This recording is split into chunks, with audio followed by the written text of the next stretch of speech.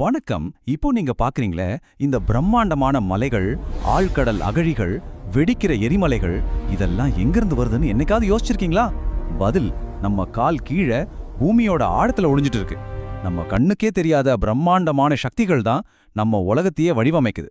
வாங்க இந்த விரிவான பார்வையில அந்த சக்திகளோட மூலத்தை தேடி ஒரு பயணம் போலாம். இப்போ இந்த உலக வரைபடத்தை கொஞ்சம் பாருங்க. எரிமலைகள், பூகம்பம் வர்ற இடங்கள், பெரிய மலைத்தொடர்கள் எல்லாமே ஒரே மாதிரி கோடு போட்ட மாதிரி இருக்கு இல்லையா?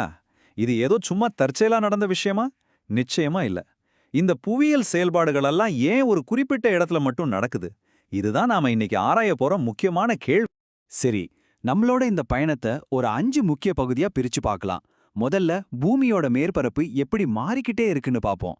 அப்புறம் இந்த இயக்கத்துக்கான இன்ஜின் எங்க இருக்குன்னு தெரிஞ்சுக்குவோம். அடுத்து புவித்தட்டுகள் சந்திக்கிற இடங்கள்ல என்ன நடக்குதுன்னு ஆராய்வோம். அதற்கப்புறம் பூமியோட ஓடு எப்படி வளைஞ்சு உடையுதுன்னு புரிஞ்சுக்குவோம். கடைசியா இந்த எல்லா சக்திகளோட விளைவா உருவாகிற நிலப்பரப்புகளை பத்தி பார்ப்போம்.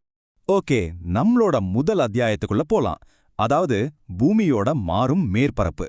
நாம எல்லாரும் ஒரு திடமான அசையாத தரையில நிக்கிறோன்னு தான் நினைச்சிட்டு இருக்கோம், கரெக்டா? ஆனா உண்மை என்னன்னா, பூமி ஒரு உயிருள்ள கிரகம் மாதிரி. அதோட மேற்பரப்பு ரொம்ப மெதுவா ஆனா நிக்காம மாறிக்கிட்டே இருக்கு. ஆமாங்க, நம்ம கால் கீழே இருக்கிற இந்த நிலம் இருக்குல்ல, அது ஒரு இடத்துல நிக்கிறதே இல்ல. பூமிக்குள்ள இருந்து வர்ற ஒரு பயங்கரமான சக்தி அதை தொடர்ந்து மாத்தி அமைச்சுக்கிட்டே இருக்கு. இந்த மாற்றமெல்லாம் லட்சக்கணக்கான ஏன் கோடிக்கணக்கான வருஷங்கள நடக்கிறதால நம்மளால அதை உணர முடியல, அவ்வளவுதான்.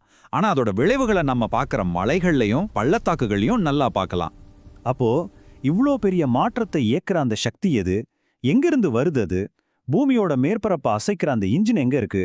வாங்க, நம்ம 2வது அத்தியாயத்துல பூமிக்கு ஆழத்துல ஒளிஞ்சிட்டு இருக்கிற அந்த சக்தியின் மூலத்தை நம்ம கண்டுபிடிக்க போறோம். இந்த எல்லா இயக்கத்துக்கும் பின்னாடி இருக்கிற முக்கியமான ஒரு விஷயம்தான் உள் இயக்க விசைகள். இங்கிலீஷ்ல சொல்லணும்னா எண்டோஜெனிக் ஃபோர்சஸ். பேர்லயே இருக்கு பாருங்க, எண்டோனா உள்ள, ஜெனிக்னா உருவாகிறது. சோ இந்த சக்திகள் பூமிக்கு வெளியில இருந்து வர்றதில்ல. அதுக்கு பதிலா பூமியோட மையத்துல இருக்கிற பயங்கரமான வெப்பத்தால உள்ள இருந்து உருவாகுது. இந்த உள் சக்தி தான் கண்டங்களை நகர்த்துது, மலைகளை உருவாக்குது, எரிமலைகளை வெடிக்க வைக்குது. பூமியோட மைய வெப்பம் அதுக்கு மேலே இருக்கிற பாறை குழம்ப, அதாவது மேக்மாவை இப்படிதான் சுழல வைக்குது. இந்த பிரம்மாண்டமான மெதுவா சுத்துற நீரோட்டங்கள் தான் அதுக்கு மேல மிதக்கிற புவித்தட்டுகளை ஒரு கன்வேயர் பெல்ட் மாதிரி நகர்த்திக்கிட்டே இருக்கு. இதுதான் பூமியோட மேற்பரப்பு இயக்கத்துக்கான அடிப்படை இன்ஜின். சரி, இந்த கன்வேயர் பெல்ட் மாதிரி இருக்கிற அமைப்பு மேல இருக்கிற தட்டுகளை நகர்த்துதுன்னு பார்த்தோம். இப்போ இந்த நகர்ற தட்டுகள் ஒன்னோட ஒன்னு சந்திக்கும் போது என்ன ஆகும்? அந்த சந்திப்பிடங்கள் தான் பூமியிலேயே ரொம்ப ஆக்டிவான பகுதிகள். வாங்க அதை பத்தி அடுத்த அத்தியாயத்துல பார்க்கலாம். இந்த தட்டுகள் ஒண்ணுக்கொன்னு சந்திக்கிற இடத்துல 3 விஷயம் தான் நடக்க முடியும். ஒன்னு, ரெண்டும் ஒன்ன விட்டு ஒன்னு விலகி போகலாம். இத விலகும் எல்லைன்னு சொல்றோம். 2, நேருக்கு நேரா வந்து மோதிக்கலாம். இது குவியும் எல்லை. இல்லனா 3வதா ஒன்னோட ஒன்னு பக்கவாட்டுல உரசிக்கிட்டு போகலாம். இது பக்கவாட்டு நகர்வு எல்லை. இந்த ஒவ்வொரு சந்திப்புலையும் ரொம்ப சக்தி வாய்ந்த புவியியல் நிகழ்வுகள் நடக்குது. முதல்ல விலகி போற எல்லைகளை பத்தி பார்க்கலாம். இங்க என்ன நடக்குதுன்னா, 2 தட்டுகள் ஒன்னு விட்டு ஒன்னு விலகி போகுது. அப்போ நடுவுல ஒரு கேப் உருவாகும் இல்லையா? அந்த கேப் வழியா பூமிக்கு அடியில இருந்து மாக்மா, அதாவது பாறை குழம்பு, பீறிட்டு மேல வந்து குளிர்ந்து போய் ஒரு புது நிலத்தை உருவாக்குது. அதாவது பூமி புதுசா நிலத்தை ஆக்குது. அதனாலதான் இத ஆக்கப்பூர்வமான எல்லைகள்னு கூட சொல்லுவாங்க. ஆப்பிரிக்கால இருக்கிற பெரும் பிளவு பள்ளத்தாக்கு இதுக்கு ஒரு சிறந்த உதாரணம். இந்த விஷயம் எவ்வளவு பிரம்மாண்டமானதுன்னு தெரிஞ்சுக்கணுமா? இந்த நம்பரை பாருங்க, 16,000 கிலோமீட்டர். நினைச்சு பார்க்கவே முடியல. இதுதான் அட்லாண்டிக் கடலுக்கு அடியில இருக்கிற மத்திய அட்லாண்டிக் மலைத்தொடரோட நீளம். யோசிச்சு பாருங்க, உலகத்திலேயே மிக நீளமான மலைத்தொடர் இப்படி 2 தட்டுகள் விலகி போறதால தான் உருவாகிருக்கு. இந்த செயல்முறையால தான் அட்லாண்டிக் பெருங்கடல் இன்னிக்கும் விரிவடைஞ்சுக்கிட்டே இருக்கு. அடுத்து குவியும் எல்லைகள்.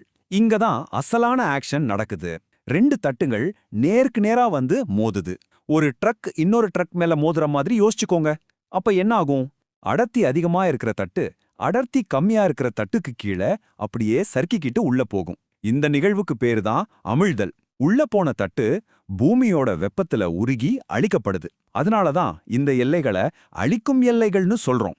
இந்த பயங்கரமான மோதல்கள் தான் இமயமலை மாதிரி உயரமான மலைத்தொடர்களையும் ஆழமான கடலகடிகளையும் உருவாக்குது. இந்த மோதலோட சக்தி எவ்வளவு பயங்கரமானதுன்னு ஒரே ஒரு நம்பர்ல சொல்லிரலாம். 10,994 மீட்டர், கிட்டத்தட்ட 11 கிலோமீட்டர் ஆழம். இதுதான் மரியானா அகழியோட ஆழம். நம்ம பூமியிலேயே மிக ஆழமான புள்ளி இதுதான். பசிபிக் தட்டு யூரேஷியா தட்டுக்கு கீழே முழுகிறதால உருவான ஒரு பிரம்மாண்டமான பள்ளம் இது. இந்த அகழியோட ஆழத்தை கற்பனை செய்யறது கொஞ்சம் கஷ்டம்தான். ஆனா இந்த ஒப்பீடு உங்களுக்கு புரிய வைக்கும்.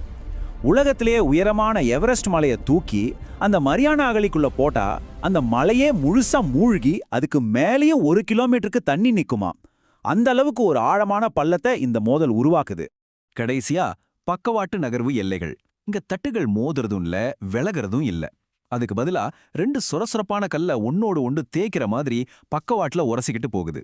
இதனால நிலம் புதுசா உருவாகிறதும் இல்ல, பழையது அழியறதும் இல்ல. ஆனா இந்த உராய்வுல பயங்கரமான பிரஷர் உருவாகும். அந்த பிரஷர் திடீர்னு ரிலீஸ் ஆகும்போது தான் சக்தி வாய்ந்த பூகம்பங்கள் வருது. கலிஃபோர்னியாவில் இருக்கிற சான் ஆண்ட்ரியாஸ் பிளவோ இதுக்கு ஒரு உலக புகழ்பெற்ற உதாரணம். சரி, தட்டுகள் நகருது, மோதுது, உரசுதுன்னு பார்த்தோம். இதனால வர்ற பிரஷர் பூமியோட மேல இருக்கிற ஓட்டை, அதாவது மேலோட்டை என்ன பண்ணும்? அதை வளைக்குமா இல்ல உடைக்குமா? வாங்க அடுத்த அத்தியாயத்துல இத பத்தி பார்க்கலாம். இந்த பிரம்மாண்டமான பிரஷர் வரும்போது பாறைகள் 2 விதமா தான் ரியாக்ட் பண்ணும். ஒன்னு களிமண் மாதிரி நெளிஞ்சு வளையும், இல்லனா கண்ணாடி மாதிரி டமார்னு உடையும். இந்த வளைதல் உடைதல் இந்த 2 விஷயம்தான் நாம பார்க்குற நிறைய நில அமைப்புகளுக்கு காரணம். இந்த 2 படத்தையும் பாருங்க, வித்தியாசம் நல்லா புரியும்.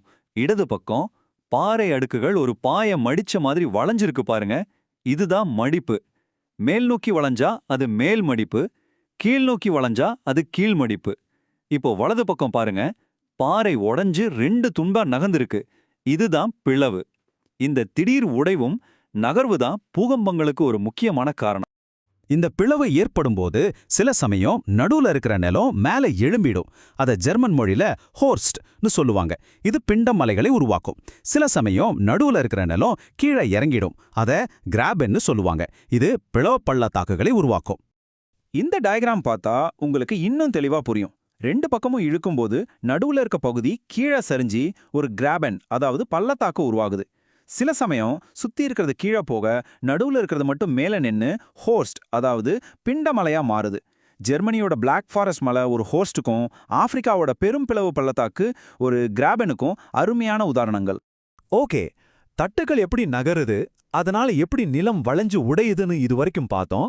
இப்போ இந்த எல்லா விஷயத்தையும் ஒன்னா சேர்த்து நம்ம கண்ணுல பார்க்குற மலைகள் பள்ளத்தாக்குகளோட எப்படி கனெக்ட் ஆகுதுன்னு நம்ம கடைசி அத்தியாயத்துல பார்க்கலாம் வாங்க. ஞாபகம் இருக்கா? நம்ம இந்த பயணத்தை ஆரம்பிக்கும்போது இதே மேப்பை தான் பார்த்தோம். இப்போ இந்த மேப்பை பாருங்க. இப்போ உங்களுக்கு புரியுதா ஏன் எரிமலைகளும் பூகம்பங்களும் மலைகளும் ஒரு குறிப்பிட்ட இடத்துல மட்டும் வருதுன்னு? எல்லாமே தட்டு எல்லைகள்ல தான் இருக்கு. குவியும் எல்லைகள்ல மலைகளும் எரிமலைகளும், பக்கவாட்டு எல்லைகள்ல பூகம்பங்களும். இது தற்செயல் இல்ல. இதுக்கு காரணம் பூமிக்கு அடியில நடக்கிற தட்டு இயக்கங்கள் தான். இதெல்லாம் ஏதோ லட்சக்கணக்கான வருஷத்துக்கு முன்னாடி நடந்து முடிஞ்ச கதை இல்ல. இப்பவும் இந்த நிமிஷமும் நம்ம பூமிக்குள்ளே இது நடந்துகிட்டே தான் இருக்கு. இந்த படத்துல பாக்குறீங்களே, இது ஆப்பிரிக்காவோட பெரும் பிளவு பள்ளத்தாக்கு. இங்க ஆப்பிரிக்கா கண்டமே 2ஆ பிரிஞ்சிட்டு இருக்கு. நாம ஒரு கண்டம் பிரியறத மட்டும் பார்க்கல, ஒரு புது பெருங்கடல் உருவாகிறதையும் பார்த்துட்டு இருக்கோம். ஆப்பிரிக்கா கண்டம் ஒரு வருஷத்துக்கு சுமார் 7 மில்லிமீட்டர் வேகத்துல பிரிஞ்சிட்டு இருக்கு. இது நம்ம நகம் வளர்றதை விட கொஞ்சம் மெதுவான வேகம்தான். ஆனா புவியியல் கணக்குப்படி இது ஒரு ஜெட் வேகங்க.